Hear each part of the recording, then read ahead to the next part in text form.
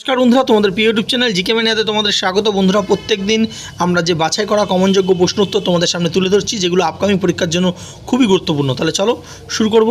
প্রথম যে প্রশ্নটা দেখতে পাচ্ছ, রাজস্থানে অবস্থিত হরপ্পা সভ্যতার নিদর্শন কোন জায়গায় আমরা দেখতে পাই? চারটে অপশন রয়েছে, যে কি বলছে, সুক্তা জেন্দার, কালীবঙ্গান, লোথাল না মহেঞ্জোদারো। উত্তর কী হবে? উত্তর হবে অপশন বি, কালীবঙ্গান। কালীবঙ্গান এটি কিন্তু রাজস্থানে রয়েছে এবং এটা হরপ্পা সভ্যতার একটা কি সাইট, ঠিক আছে? তো আচ্ছা, এখানে আমরা দেখে নেবো আরও যেগুলো অপশানে রয়েছে। দেখো, সুক্তা জেন্দার এটা কোথায় রয়েছে? এটা গুজরাটে রয়েছে, গুজরাটে। লোথালটাও কিন্তু গুজরাটে আছে। মহেঞ্জোদারো কোথায় রয়েছে? মহেঞ্জোদারো বর্তমানে কিন্তু পাকিস্তানে আছে, ঠিক আছে।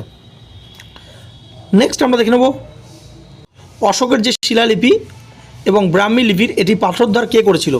Alexander Cunningham, James Prinsep, max মুলার না মার্টিমার হুইলার।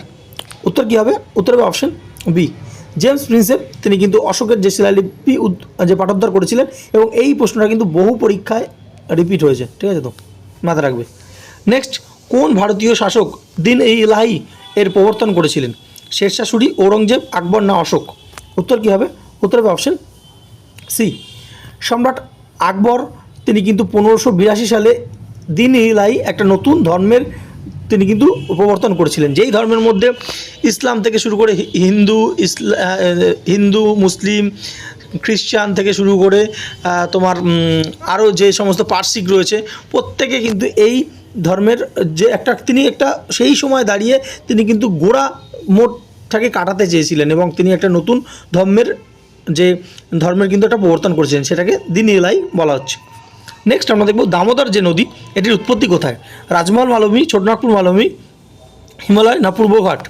উত্তর হবে অপশন বি, ছোটনাগপুর মালভূমির খামারপোত বলে যে একটা জায়গা আছে, খামারপোত, তো সেখান থেকে এই দামোদর নদী কিন্তু উৎপত্তি হয়েছে, এবং এটি গিয়ে আমাদের হুগলি নদীতে কিন্তু মিশেছে, ঠিক আছে? তো হুগলিতে মিশেছে। আর দামোদর নদীকে কিন্তু পশ্চিমবঙ্গে দুঃখ বলা হয়। নেক্সট, ভারতের সবুজ বিপ্লবের ফলে নিম্নলিখিত কোন শস্য উৎপাদনের হার সর্বাধিক বৃদ্ধি পায়? গম, পাট, তৈলবীজ না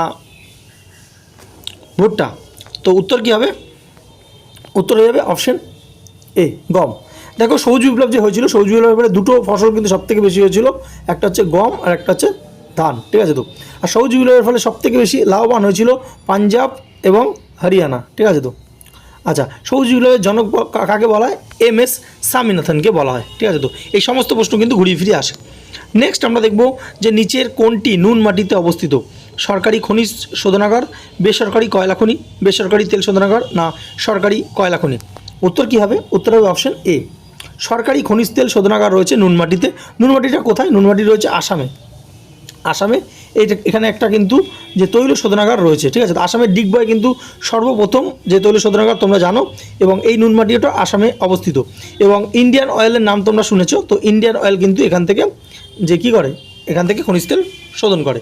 নেক্সট, একজন রাজ্যসভার যে সদস্যের পদের থাকার মেয়াদ কত বছর? 4 বছর, 5 বছর, 6 বছর না 8 বছর। উত্তর হবে অপশন সি, 6 বছর। দেখো, রাজ্যসভাকে কিন্তু ভাঙা যায় না, পার্মানেন্টলি ভাঙা যায় না। লোকসভা যেমন মেয়াদ 5 বছর, তো রাজ্যসভার 6 বছর, কিন্তু রাজ্যসভা কখনো পুরোপুরি ভাঙা যায় না।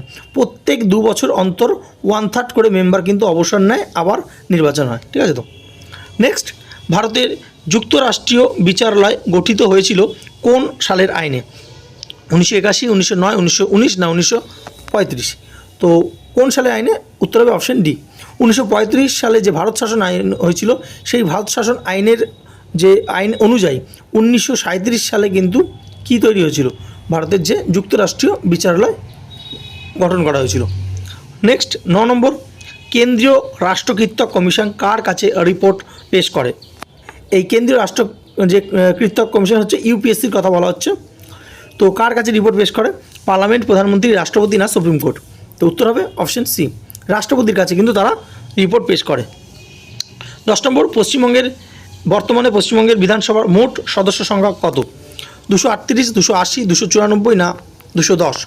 উত্তর কী হবে? উত্তর হবে অপশন সি, 294 জন কিন্তু বর্তমানে যে পশ্চিমবঙ্গের বিধানসভায় রয়েছে।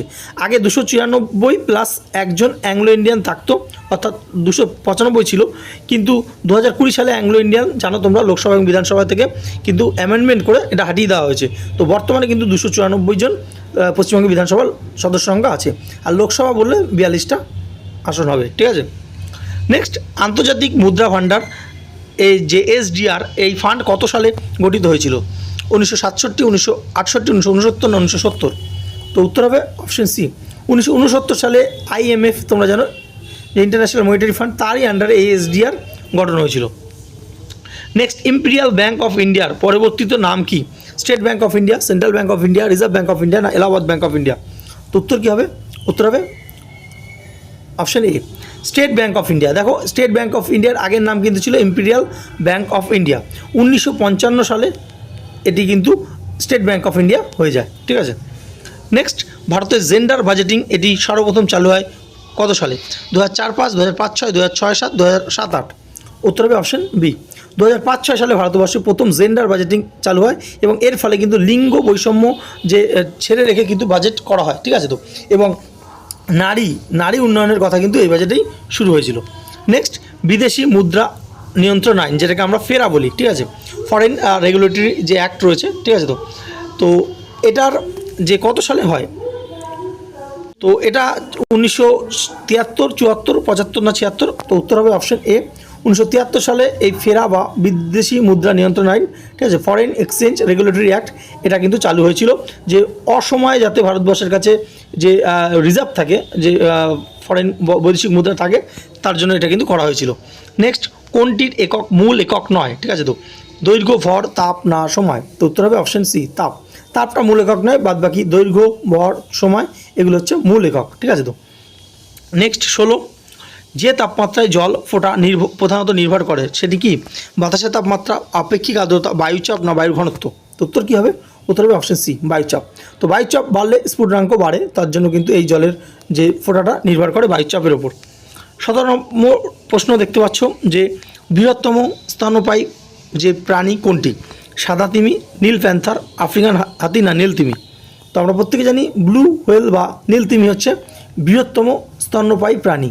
এই একটা নীল তিমির কিন্তু ওজন 33টা হাতির সমান, মাথায় রাখবে। নেক্সট, জাতীয় যুব দিবস পালন করা হয় কবে?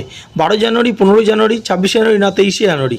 উত্তর কী হবে? উত্তর হবে অপশন এ, 12 জানুয়ারি। আমরা জানি যে স্বামী বিবেকানন্দের জন্মদিন, তো স্বামী বিবেকানন্দের জন্মদিনকে পালনের জন্যই কিন্তু এই জাতীয় যুব দিবস পালন করা হয়। নেক্সট 19 নম্বর প্রশ্ন, বিশ্ব প্রতিবন্ধী দিবস কোনটি? 8ই ডিসেম্বর, 3রা ডিসেম্বর, 15ই ডিসেম্বর না 12ই ডিসেম্বর? উত্তর হবে অপশন বি। তো 3রা ডিসেম্বর বিশ্ব প্রতিবন্ধী দিবস কিন্তু পালন করা হয়, ঠিক আছে। তো নেক্সট 20 নম্বর প্রশ্ন, এবং এটা তোমাদের আজকে হোমওয়ার্ক প্রশ্ন, যে কেরালার বিখ্যাত উৎসব কোনটি? বিহু, দশেরা, ওনাম না নবরাত্রি? যে উত্তরটা দেবে তার যে কমেন্টে আমরা পিন করে দেবো। যারা যেমন অবশ্যই দেখে নাও, যারা নতুন চ্যানেলটা সাবস্ক্রাইব করো। আমরা গুরুত্বপূর্ণ যে প্রশ্নগুলো করাচ্ছি এখান থেকে কিন্তু হুবহু প্রশ্ন তোমরা কমন পাবে। তো অবশ্যই এবং পুরো কথা উত্তরটা দেবে যে কেরালার বিখ্যাত উৎসব হলো এটা, ঠিক আছে। তো যারা নতুন চ্যানেলটা সাবস্ক্রাইব করো, পাশে থাকা বেল আইকনটি ক্লিক করতে ভুলো না, এবং আমাদের যে টেলিগ্রামের লিঙ্ক রয়েছে সেখানে তোমরা জয়েন হয়ে যাও। ধন্যবাদ।